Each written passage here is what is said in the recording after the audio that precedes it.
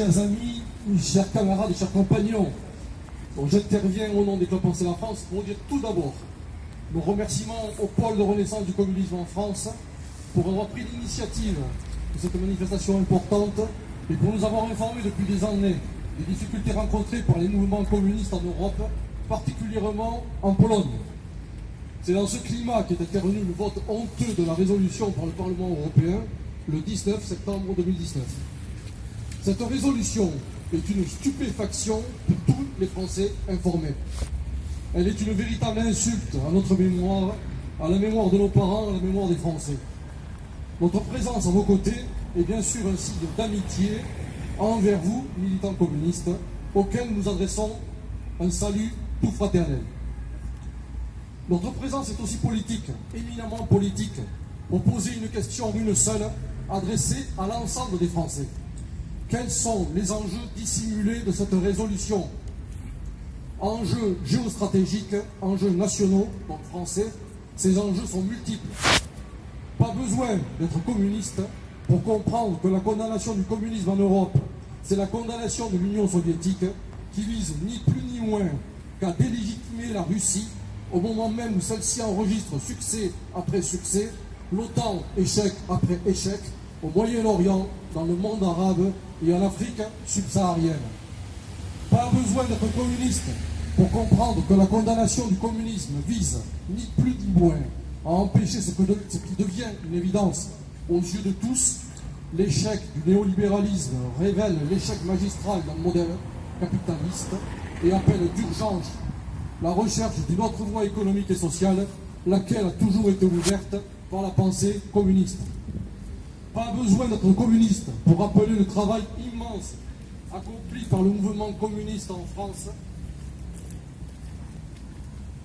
Et pour ceux qui veulent comprendre l'immense œuvre humaine, savoir que la pensée communiste est partie intégrante du logiciel français. Bien sûr français, nous nous souvenons de la Commune, des socialistes utopiques du XIXe siècle, de Babeuf et sa conspiration des égaux sur la Révolution, comme de tous les grands mouvements de révolte paysanne qui, depuis le haut Moyen-Âge, ont illustré cette longue tradition française, résumée d'un mot, le souci d'égalité. Autrement dit, les communistes français ne sont pas tombés de la lune en 1917. Pas besoin d'être communiste pour dire que les communistes ont toujours été en France pierre angulaire et fer de lance du combat social. Souvenons-nous du programme du Conseil national de la résistance après l'immense engagement des communistes pour la libération de la France. À l'heure où partout les peuples s'interrogent dans la rue, cette résolution européenne infâme vise à condamner une école de pensée humaine dont nous savons qu'elle a tant rapporté aux hommes comme à la France. Qu'aurait donc pu faire le général de Gaulle quittant l'OTAN en 1965 au nom de l'indépendance nationale, sans cette réalité sociale et politique, un puissant parti communiste en France et un interlocuteur puissant à Moscou?